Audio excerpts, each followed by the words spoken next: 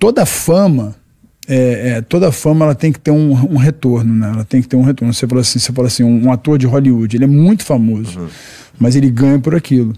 E às vezes um atleta é muito famoso, mas ele é mal pago por aquilo. Então assim, o modelo, né, de negócio,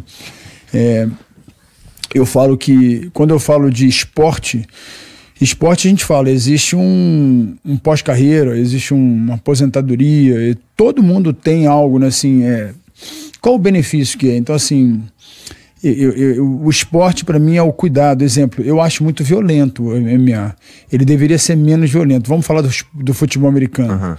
O futebol americano, você vai ver como é que ele era feito antigamente, o capacete era quase foi aumentando a proteção em prol do atleta, né?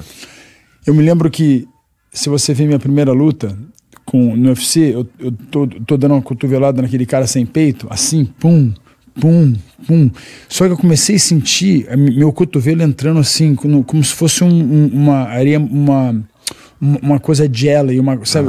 Eu senti. Aí eu olhei para baixo e eu vi ele sangrando e ele meio que pedindo para parar. E o juiz não parava a luta, que era o John MacArthur. Eu falei, você não vai parar a luta? Eu olhei para ele, você não vai parar a luta? Ele olhou e separou. Tava no começo, era o UFC 6, né, 12, sei lá, 11. E foi tudo assim, meio que sequência. As regras foram botando luva, não pode chutar se botar isso. As coisas foram acontecer. Cara, eu olho pra trás e falo assim, cara, como eu consegui fazer esse esporte? Como? Eu tinha 18 anos de idade, 19. Como eu fiz esse negócio tão violento? E eu não sou violento. Aí eu falei, na realidade, acho que todo mundo tem um savage, né? Todo mundo tem... Na realidade, porque eu era apaixonado por esporte. E eu sempre entrava com luva, eu entrava com todo atleta, porque eu vim do tênis, eu fiz muitos outros esportes. Então eu acho que a luta, eu me lembro que a gente competia com WWE, lembra aquela coisa? E o pessoal achava que era verdade. Eu falei assim, pelo amor de Deus, isso aí é novela, né? Nossa, alguém achava que era verdade aquela porra lá? Americano. A gente tá falando daquele que tem o John Cena, por exemplo, pra você saber do que a gente tá falando. Que tem o Undertaker, né? Pô, o cara acreditar que o Undertaker é pra valer. Eu falava, como é que um cara pode ver, né? Naquela época a gente falava UFC, ninguém ia nos UFC, né? Aquela coisa. Eu falei, como é que você pode ver um evento daquele e não querer ver isso, né? E a gente foi ganhando notoriedade, mas eu acho que o MMA... Ele tem uma história no passado, assim, essa raiz, né? Tipo assim, esse cara é raiz, né? A gente fala assim de Pelé, Zico, Garrincha, raiz, né? Futebol raiz. Hoje, às vezes, você fala o cara tá fazendo futebol porque ele quer ganhar dinheiro, né? Naquela época não tinha dinheiro. Eu me lembro que me ofereceram, logo depois da minha luta com o Tank Abbott, me ofereceram um contrato de $2 milhões. O Muhammad Ali, eles fizeram um encontro meu com o Muhammad Ali, e fomos jantar e tal, tava na mesa, o Muhammad Ali, com o tradutor, o cara que falava pra ele, sentado, aí os caras botaram um contrato, né? Aí falou assim, Vitor, queremos assinar com você. Eu falei, que legal. Aí quando eu olhei o contrato, $2 milhões, eu falei, uau, eu olhei pra minha mãe e falei, mãe... É agora.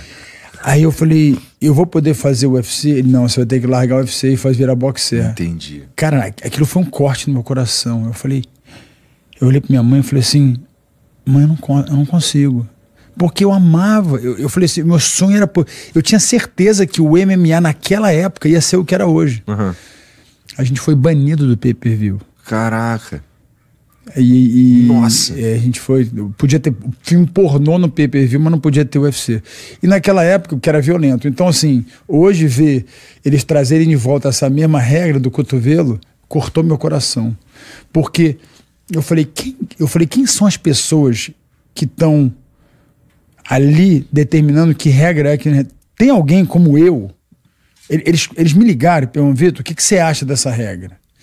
Então eu acho que falta, né? É legal eu estar lá como o Hall of Famer, é muito legal, eu fico muito feliz por esse reconhecimento.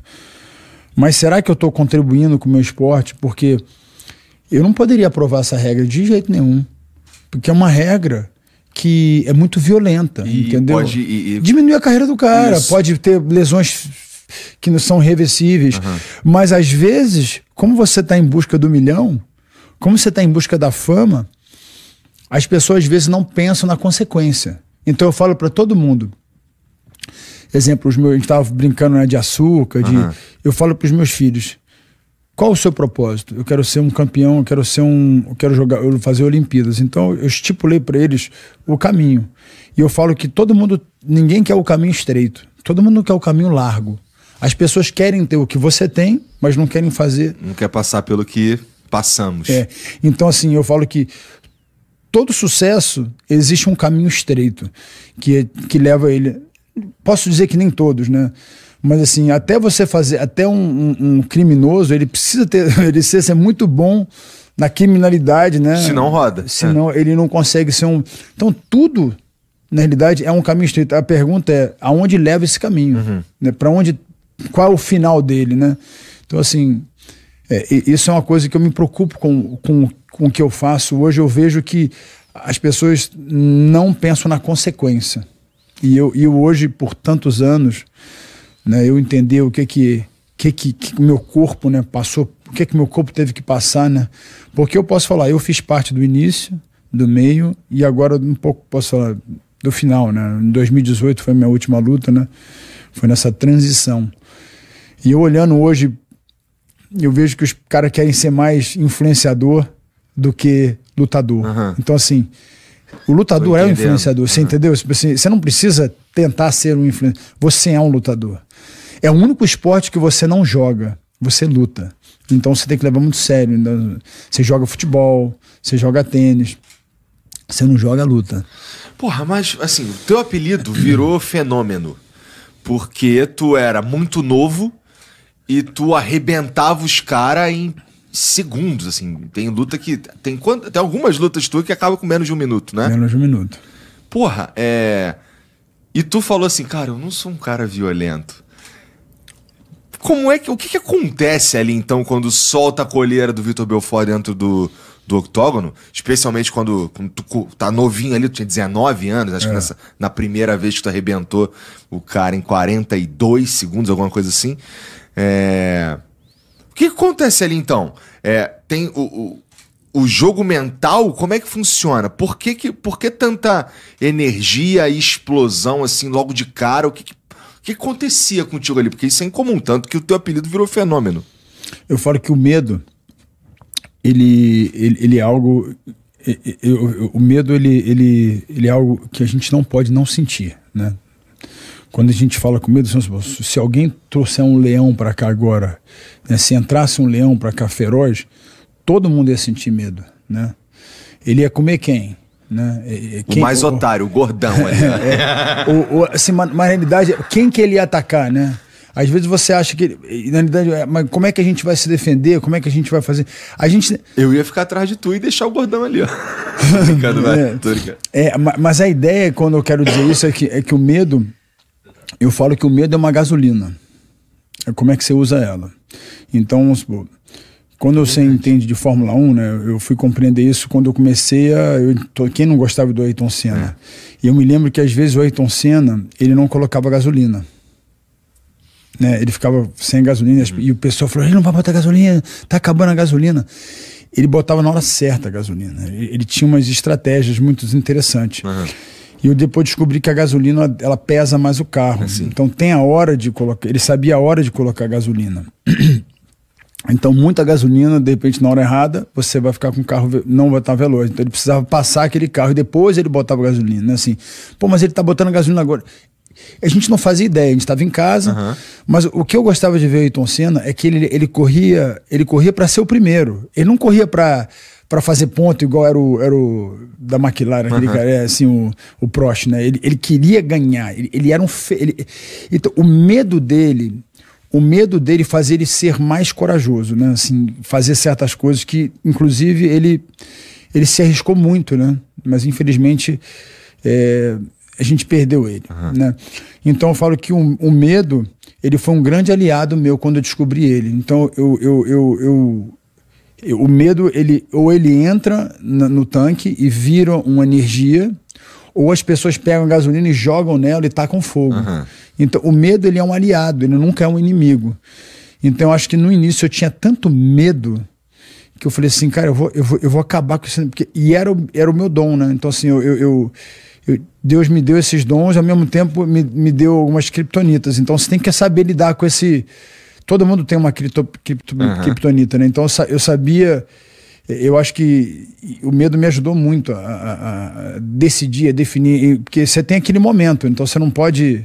Cada um tem um estilo de luta, né? Então, eu me lembro que quando meu irmão falou assim, quando você não luta como o leão, tipo, o leão ele ataca, né? Outros animais eles caçam diferente. Se eu tento ser um animal que eu não sou, a tendência a minha probabilidade de perder é muito grande. Então, eu gosto de focar sempre naquilo que eu sou bom. Então, na minha carreira, quando eu olho para minha carreira, quando eu deixei de ser leão, me custou muito caro. Né? Né? Então, assim, essa era... Eu acho que isso é uma coisa que todos nós temos que saber qual é a nossa... Aonde está o nosso strength, né? Onde está a minha força, onde está a minha capacidade de executar. Se eu sou um atacante, eu não posso ser um lateral direito, né? Mas o lateral direito não pode ser um atacante, né? Quando a gente olha para o Ronaldo... A gente lembra como é que ele atacava. Então, se o Ronaldo tentar ser um cara do meio de campo, ele deixa de ser o Ronaldo, né? Então, assim... Mas numa luta, claro que, assim, eu sou só um espectador, mas eu fico imaginando que uma luta, ela vai ter, ou na ideia, nas estratégias possíveis numa luta de MMA, existem estilos por exemplo, teu negócio era ir pra cima do cara e arrebentar o cara. Tem o cara que fica esperando, o cara gosta de lutar no chão. Tem o Lioto que fica parado esperando o cara vir. Contra-ataque, E eu fico pensando se não é tipo, de um jeito mais complexo, um pedra, papel e tesoura. Tipo, o cara que tem o teu estilo, ele tem vantagem contra esse estilo e desvantagem contra aquele e aquele, né? O segredo imagina uma música, assim, essa música é esse beat aqui, ó. Então, assim, eu falo que música é como se fosse som, é como se fosse uma onda de som. E por isso que estratégia é importante, né? O que você faz... Porque às vezes você vê um time muito bom, e esse time muito bom, ele pede para um time muito ruim. E o time muito ruim ganha, assim, são matchups. Só que por isso que tem as estratégias, né? Assim, você tem que saber usar a sua força e saber a sua criptonita, né? Então, pois assim, no teu caso, é aquilo que você falou. Assim, se você deixar de ser você, as coisas pioram um pouco. Mas... se você for usar sempre o mesmo estilo de luta, o teu oponente, ele pode... Não é nem se adaptar, tu pode ser colocado pra lutar com um cara que simplesmente tem um matchup diferente e vantajoso. Isso. E aí fica difícil. Por isso que luta você tem que saber com quem que você vai lutar em determinado momento, né? Então, tipo assim, tem muitas pessoas que... Por que esse cara não luta com esse cara? Entendeu? Porque não é vantagem pra ele. Então, assim, lembra, é um business. Não é diferente, por isso que eu falo, deixa de ser esporte. Entendi. Então, assim, a luta, muitas coisas são favoritismo, entendeu? Tipo assim, o cara, vamos supor, o Mayweather decide com quem que ele vai lutar.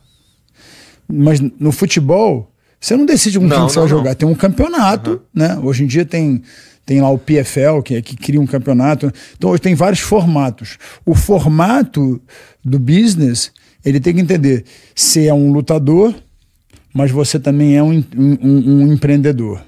Você é um lutador, mas também você negocia contratos, né? Então, tudo... o esporte, por isso que você gosta do esporte antigo. Porque quando a gente fala da minha época, né, que você era muito raiz, né? Hoje, já o futebol, já o cara fala assim, cara, esse jogo não é importante, então não vou dar o meu melhor. Quantas vezes você tem um time e você fala, pô, aquele cara não tá jogando, tá dando migué. Estão poupando o jogador. No caso do Flamengo é sempre jogaço, porque o elenco do Flamengo é sacanagem, tá? Mas você tem razão, assim, é diferente. Eu concordo, o Flamengo mesmo é o Flamengo, né? Vem do Zico, né? Não tem jeito, né? O cara usar aquela camisa 10, ele tem que... meu irmão. Né? Representa... Por isso que quando a gente fala de time, né? Quando a gente fala de time, a gente carrega essa bagagem antiga, né?